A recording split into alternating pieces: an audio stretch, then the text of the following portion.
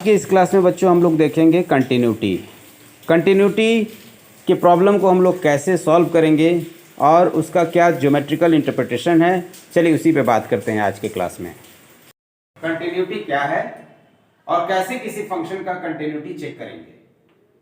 11th class में आप chapter पढ़े होंगे लिमिट, 12th क्लास में इसी का थोड़ा सा एडवांस वर्जन है कंटिन्यूटी। तो यहां पर हम लोग देखेंगे कि फंक्शन के कंटिन्यूअस होने का क्या मतलब है। तो इसको दो तरह से देखते हैं। एक देखते हैं ज्योमेट्रिकली। देखिए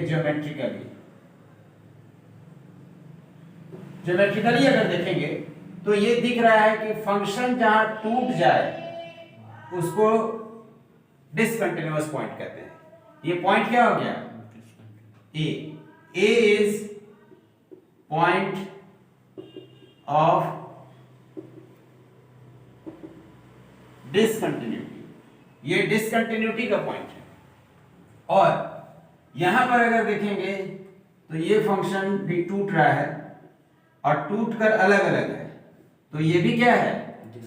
ये भी डिसकंटिन्यूटी का पॉइंट है। ये ए भी पॉइंट ऑफ डिसकंटिन्यूटी है दोनों सिचुएशन में। यहां पर देखिए कि ये फंक्शन टूटने के बाद भी जुड़ा हुआ है, अपने ही ट्रैक पे है, और यहां टूटने के बाद अलग अलग हो गया है। ये फंक्शन जो है टूटने के बाद क्या हो गया है? अलग अलग हो गया, सेपरेट हो गया है। तो ये दोनों तरह का, ये जो है फंक्शन जो है डिसकंटिन्यूटी दोनों तरह का है। तो एक बात तो याद रखिएगा कि फंक्शन अगर डिसकंटिन्यूअस है तो वो किसी पॉइंट पर ही होगा, और लेकिन कंटिन्यूअस है तो वो इंटरवल में होगा। समझ गए बात को? यानी कि डिसकंटिन्यूटी जो होगा, डिसकंटिन्यूटी हमेशा एक पॉइंट पर होगा, समझे कि नहीं? और कंटिन्यूटी जो होगा, कंटिन्यूअस, ये इंटरवल में होगा। बात समझे कि नहीं? यहां से यहां तक देखिए ये कंटिन्यूअस है, यहां से यहां तक कंटिन्यूअस है, लेकिन ये ए पे ही डिसकंटिन्यूअस है। ये फंक्शन में देखिए यहां से यहां तक कंटिन्यूअस है, यहां कंटिन्यूअस है, ए पे ही डिसकंटिन्यूअस है। तो यहां पर देखने से पता चल रहा है कि ज्योमेट्रिकली फंक्शन अगर टूटा हुआ है यानी डिसकंटिन्यूअस है तो वहां पर फंक्शन का वैल्यू नहीं मिल रहा है। नहीं मिल रहा है, ए पर नहीं मिल रहा है, ए पे नहीं मिल रहा है। इसी को ज्योमेट्रिकली ना देखकर एनालिटिकली अगर देखेंगे तो हम अगर एनालिटिकली देख रहे हैं तो एनालिटिकली ऐसे देखेंगे। यहां पे देखेंगे ए से जस्ट पहले ए माइनस कहलाता है, ए के बाद कहलाता है ए प्लस, और ए के पहले ए माइनस और ए के बाद कहलाएगा ए प्लस। तो हम यहां पर देखेंगे कि f a minus is equal to f a plus है कि नहीं? देखिए इस केस में ए से जस्ट पहले भी वही वैल्यू है जो ए के बाद है, लेकिन ये वैल्यू एफ ए के इक्वल नहीं है, but not equal to f a. ये फर्स्ट कंटिन्यूटी था, फर्स्ट डिसकंटिन्यूटी जहां पर फंक्शन डिसकंटिन्यूअस है। सेकंड केस में देखिए f a minus is not equal to f a plus. देखिए ये कुछ और वैल्यू है और उसके बाद कुछ और वैल्यू है। इससे पहले जो है ऊपर है, इसके बाद क्या हो गया? नीचे हो गया। Is not equal to f a plus. तो ये दो तरह का डिसकंटिन्यूटी देखिए। इस डिसकंटिन्यूटी में लिमिट एग्जिस्ट कर रहा है और इस केस में लिमिट ही एग्जिस्ट नहीं कर रहा है। समझ रहे हैं? हियर यहां फंक्शन डिसकंटिन्यूअस है but limit exist. Here function is discontinuous at a but limit exist। लेकिन इसका लिमिट एग्जिस्ट कर रहा है, ध्यान दीजिएगा। यहां पर लिमिट के एग्जिस्ट करने का क्या क्राइटेरिया है? लिमिट के एग्जिस्ट करने का क्राइटेरिया है LHL is equal to RHL, यही ना है? Left hand limit is equal to right hand limit. यहां लिमिट एग्जिस्ट कर रहा है, इस केस में देखिए लिमिट एग्जिस्ट कर रहा है बट फंक्शन डिसकंटिन्यूअस, और यहां लिमिट ही एग्जिस्ट नहीं कर रहा है। Here function is discontinuous, here function is discontinuous and limit does not exist at x equals to a। a पे क्या है? लिमिट एग्जिस्ट नहीं कर रहा है। बात समझ गए कि नहीं? यानी कुल मिलाकर अगर बात को बोला जाए तो इस तरह से बोला जा सकता है कि 10th 11th और 12th, ये वो बात याद रखिएगा। 10th को हम L बोल रहे हैं, 11th को हम C बोल रहे हैं और 12th को हम D बोल रहे हैं। यहां पर LCD का मतलब है L फॉर लिमिट, L का मतलब हो गया लिमिट, C का मतलब हो गया कंटिन्यूटी और D का मतलब हो गया डिफरेंशियबिलिटी, जिसको थोड़ी देर बाद हम लोग देखेंगे डिफरेंशियबिलिटी। तो यहां पर देख रहे हैं कि जो बच्चा 10th पास है वो कोई जरूरी नहीं कि 11th पास हो, जो 11th पास है वो कोई जरूरी नहीं कि 12th पास है, लेकिन जो 12th पास है वो 11th पास होगा कि नहीं? yes. और जो 11th पास है वो 10th पास होगा कि नहीं? yes. जो 11th पास है वो 10th पास है पक्का, लेकिन वो 12th पास है कोई जरूरी नहीं। ठीक वैसे ही जो फंक्शन कंटीन्यूअस है वो तय है कि लिमिट एग्जिस्ट करेगा, समझे कि नहीं? जो कंटीन्यूअस है तो लिमिट एग्जिस्ट करेगा, जो डिफरेंशिएबल है तो वो समझिए कि कंटीन्यूअस भी होगा, लिमिट भी एग्जिस्ट करेगा। लेकिन जिसका लिमिट ही एग्जिस्ट नहीं कर रहा है वो न तो कंटीन्यूअस होगा न तो डिफरेंशिएबल होगा। ये याद करने के लिए बहुत आसान तरीका है जिससे आप याद कर सकते हैं। ठीक है, इतना कॉपी कीजिए फिर आगे बढ़ते हैं। कंडीशन फॉर कंटिन्यूटी समझ गए? yes. ये कंडीशन फॉर कंटिन्यूटी है, ये कंडीशन फॉर लिमिट है। कंडीशन फॉर लिमिट, लिमिट के लिए क्या कंडीशन है? fa minus is equal to fa plus, इतना ही है। कहने का मतलब कि ऐसे बोल सकते हो कि ये 11th का सिलेबस है, ये 12th का सिलेबस है, 12th का सिलेबस में ये भी ऐड कर दिया गया है। तो fa माइनस को हम क्या लिखेंगे? fa minus h is equal to fa plus h, ऐसे लिख सकते हो, जहां पर h क्या है? टेंड्स टू 0 है। इसी को थोड़ा सा लैंग्वेज में अगर लिखे तो ऐसे लिख सकते हैं h tends to 0, fa minus h is equal to limit h tends to 0 f a plus h। Limit को कई लोग लिमिट LIM भी लिखते हैं या कई लोग डायरेक्ट LP भी, दोनों में से कुछ भी लिखोगे बात बनेगा, चलेगा, कोई दिक्कत नहीं। तो ये बात समझ में आया कि नहीं? ये लिमिट का कंडीशन हो गया, ये कंटिन्यूटी का कंडीशन हो गया। ठीक है, तो फंक्शन को हमने देखा कि ये फंक्शन डिसकंटिन्यूअस है, लेकिन यहाँ लिमिट एग्जिस्ट कर रहा है और फंक्शन क्या है? डिसकंटिन्यूअस है। दूसरा जो सिचुएशन देखते हैं वो ऐसे देखेंगे कि ये फंक्शन जो है आपका डिसकंटिन्यूअस है और वहां पर टूटा भी हुआ है और टूटकर अलग अलग भी है। देखिए ये जैसे ये x एक्सिस देखें और हम a पे देख रहे हैं तो a से जस्ट पहले कुछ और वैल्यू है और a के बाद देखो कुछ और वैल्यू है। तो ये देखो a से पहले और ये क्या हो गया? a के बाद, ये a से पहले और a के बाद। तो यहां देख रहे हैं कि fa minus is not equal to fa plus, ये इसके इक्वल नहीं है, मतलब limit exist does not exist, limit does not exist. जब लिमिट ही एग्जिस्ट नहीं कर रहा है तो फंक्शन के कंटीन्यूअस होने का बात ही नहीं है। बात समझ गया कि नहीं? तो अब इसको प्रॉब्लम के थ्रू देखेंगे कि कैसे हम लोग किसी फंक्शन के कंटिन्यूटी को चेक करेंगे लिमिट को यूज करके। कॉपी कीजिए इसको। Function fx is equal to mod x by x एक फंक्शन लिए, इसके कंटिन्यूटी को हम क्या कर रहे हैं? चेक कर रहे हैं। तो fx इज इक्वल टू हमने देखा कि कंडीशन लिया कि x या तो पॉजिटिव होगा या तो 0 होगा या तो नेगेटिव होगा, यही ना 3 कंडीशन होगा जी। इसके अलावा तो कोई कंडीशन होगा नहीं। तो जब पॉजिटिव होगा तो हम क्या लिखेंगे? x by x। मॉड के अंदर जब पॉजिटिव हो तो मॉड ऐसे ही हटा देंगे, तो सीधे लिखेंगे x by x, ये कैंसिल होकर 1 हो गया। x जब 0 होगा तो ये नॉट डिफाइंड होगा। x नेगेटिव होगा तो मॉड के अंदर नेगेटिव, तो पॉजिटिव बनाने के लिए एक और माइनस लगाएंगे। तो अब ये माइनस x पॉजिटिव है कि नेगेटिव है? पॉजिटिव ना जी, एक तो नेगेटिव था ही और एक और माइनस लग गया, तो नेगेटिव नेगेटिव पॉजिटिव हो गया तो -1 हो गया। तो यहाँ पर हम देख रहे हैं कि अगर 0 पे बात करें कंटिन्यूटी का तो f0 कितना आया है? Not defined. समझ में आया? f0 प्लस क्या आया है?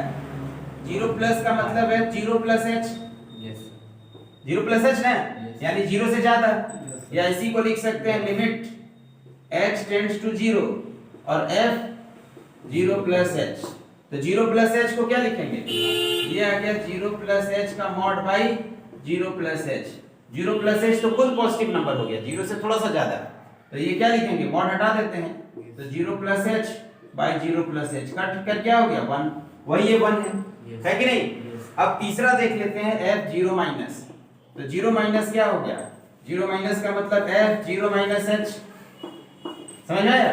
तो limit h tends to 0 mod 0 minus h by क्या लिखेंगे 0 minus h. 0 minus h negative number है तो इसको हटाने के लिए क्या लगा देंगे मॉड, ये एक और माइनस लगा देते हैं तो ये minus 0 minus h by 0 minus H cut कर क्या हो गया ये -1 तो ये -1 1 और ये क्या हो गया 0 तो तीनों इक्वल है आपस में नहीं है। f0 is not equal to f0 plus और ये इक्वल नहीं है किसके f0 माइनस के तो यहाँ लिमिट भी एग्जिस्ट नहीं कर रहा है।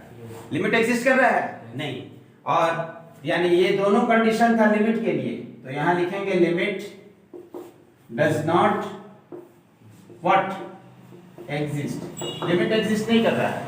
और इसका ग्राफ अगर प्लॉट करेंगे तो देखो 0 से बड़ा पे क्या बनाना है 1 देखो 1 बना दिए यहाँ पे तो 0 पे तो कुछ बनाना है नहीं 0 पे ये रहेगा ठीक है इसको ओपन कर दिए और 0 पे तो एग्जैक्टली नॉट डिफाइन है और 0 से छोटा पे क्या बनाना है -1 तो देखो ये है 1 -1 सॉरी ये क्या है y इक्वल्स टू 1 तो यही 3 ग्राफ बन गया आपका बात समझ में आया यही 3 ग्राफ बन गया 3 अलग अलग फंक्शन 0 पे नॉट डिफाइंड और इसको तो देखने से ही पता चल रहा है कि 0 पे फंक्शन टूटकर अलग अलग हो रहा है तो ये ज्योमेट्रिकली तो दिख रहा है लेकिन एनालिटिकली आपको अगर एक्सप्लेन करने के लिए आ जाए तो आपको दिखाना है कि f0 प्लस f0 माइनस ये इक्वल नहीं है कोई भी एक इक्वल नहीं है मतलब कि कंटीन्यूअस नहीं है।